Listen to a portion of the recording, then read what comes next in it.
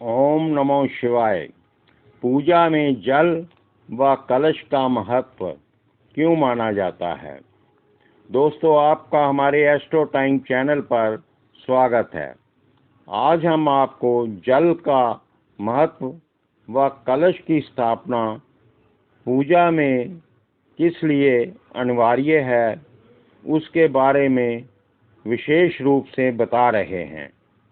Video को अंत तक ध्यानपूर्वक सुने व समझें ताकि विषय की पूर्ण जानकारी आपको मिल सके।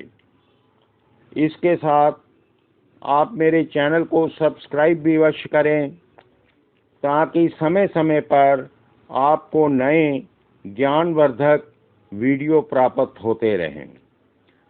सबसे पहले हम आपको जल संबंधित महत्व बता रहे हैं। संसार में 3 भाग जल व 1 भाग धरती है। शुद्ध जल से ही सृष्टि का निर्माण हुआ है। फसलें, फल, फूल की सिंचाई व और उत्पादक पदार्थ का संबंध जल से भी है। इंसान, पशु, पक्षी, जीव भी जल के बगैर अधिक समय तक जीवित नहीं रह सकते। जल में कई रोगों को औषधीय रूप में भी प्रयोग लाया जाता है। धार्मिक अनुष्ठान व पूजा पाठ में संकल्प भी जल द्वारा ही लिया जाता है। अब जल से भरा कलश पौराणिक ग्रंथों के अनुसार ब्रह्मा, विष्णु, महेश ये विश्व की 3 सर्वश्रेष्ठ शक्तियां अर्थात माताओं का प्रतीक है। पौराणिक मान्यता के अनुसार एक बार राजा जनक के राज्य में जब सूखा पड़ गया, जिसके उपचार हेतु ऋषि नारद जी ने उन्हें सोने का हल चलाने का उपचार बताया। जब वो हल चला रहे थे तो उनकी हल की नुक्कड़ एक भूमि में गड़े घड़े से जा टकराई। जब उन्होंने उसे देखा तो उस घड़े में से एक बाल रूपी कन्या मिली,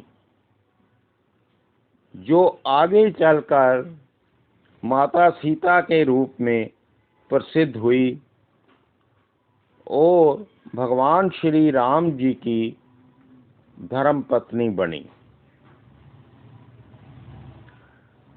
अमृत भी कलश में ही था, जब समुद्र मंथन के समय में जो प्राप्त हुआ था। प्राचीन मंदिरों या तस्वीरों में भगवती लक्ष्मी जी का आप चित्र देखें तो ऊपर 2 हाथियों द्वारा कलश से जल गिर रहा है। इसलिए कलश को पूर्ण रूप से पवित्र व पूजनीय माना गया है। माता भगवती के पूजा हेतु भी सबसे पहले कलश ही स्थापित किया जाता है।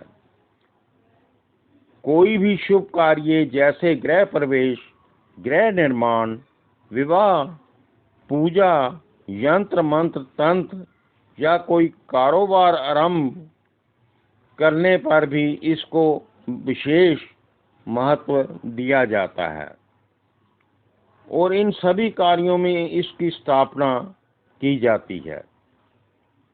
लोग कलश को लाल वस्त्र, नारियल, आम के पत्तों, कुशा आदि से अलंकृत करते हैं और अनुष्ठान के समय सर्वप्रथम गणपति जी की पूजा के पश्चात कलश की पूजा ही की जाती है।